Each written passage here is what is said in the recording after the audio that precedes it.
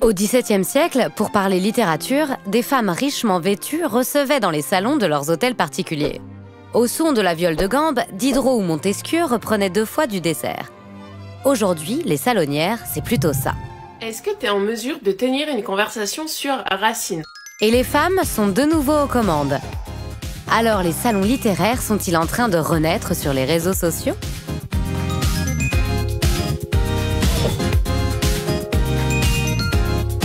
Le hashtag BookTok, c'est des centaines de milliards de vidéos vues et c'est une majorité de femmes et de jeunes filles qui parlent de livres sur TikTok. Valentine Thédot est une de ces influenceuses littéraires. Avec son téléphone en mode caméra, elle swappe, échange des livres avec d'autres booktokeuses et s'incruste au prix Goncourt. Grâce à son compte en toutes lettres, elle reçoit virtuellement sa communauté de presque 20 000 personnes dans son salon. Aujourd'hui, j'avais envie de vous parler de Griselide d'Israël, qui est une écrivaine du XXe siècle. C'est une grande poétesse qui est malheureusement méconnue.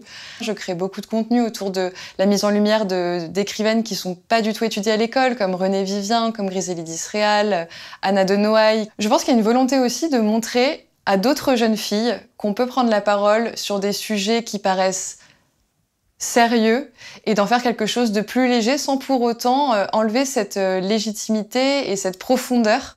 Parler de littérature en se distrayant, c'était le credo des salonnières, qui ont officié du XVIIe siècle au début du XXe.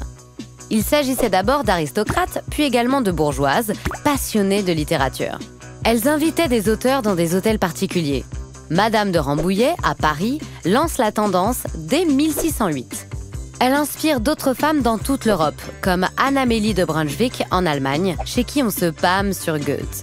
Dans ces salons, on parle de littérature, mais aussi d'histoires galantes, comme chez Madame de Scudéry à Paris. De love, de romance quoi, le genre prédominant sur les réseaux sociaux. La prescription sur TikTok, elle passe beaucoup par l'émotion. Et ces jeunes femmes, on les a vues se mettre en scène, en larmes, en disant « c'est le livre qui m'a fait le plus pleurer ». Entre l'approche de ces femmes salonnières et aujourd'hui les jeunes femmes sur TikTok qui s'emparent de cet outil pour parler de littérature, c'est cette approche féminine qui est peut-être cette approche dans le sensible, dans l'émotion. Mais quel que soit le sujet abordé, leur salon était un passage obligé pour les écrivains qui voulaient être vus et publiés. Au XVIIIe, les écrivains stars Mérimée, Stendhal, Balzac se devaient de défiler chez l'érudite Juliette Récamier. Les salonnières ont permis de lancer la carrière d'auteurs presque pas connus comme Proust, avec le salon de Madeleine Lemaire. Il a commencé, grâce à ces salons, à faire entendre sa littérature et il a fini par être édité par Gallimard et par recevoir le prix Goncourt qui a été la consécration. Mais Proust sans les salons littéraires, je ne sais pas si ça aurait été Proust aujourd'hui. Aujourd'hui, ce ne sont plus des aristos qui déroulent le tapis rouge aux auteurs. Avec les booktokeuses, tout le monde peut prendre la parole sur TikTok. The Man in the High Castle es una de las novelas más populares de Philip K. Dick. Et elles aussi savent mettre les auteurs en orbite. Par exemple, avant TikTok, les ventes du livre Le Chant d'Achille de l'auteure américaine Madeline Miller, sorti en 2012, avaient plafonné à 20 000 exemplaires. 8 ans après sa sortie, quelques booktokeuses l'exhument par hasard et le vantent à grand renfort de larmes. Bingo! Les ventes atteignent les 2 millions, dont 47 000 en France. Alors il faut faire pleurer des femmes d'influence pour réussir?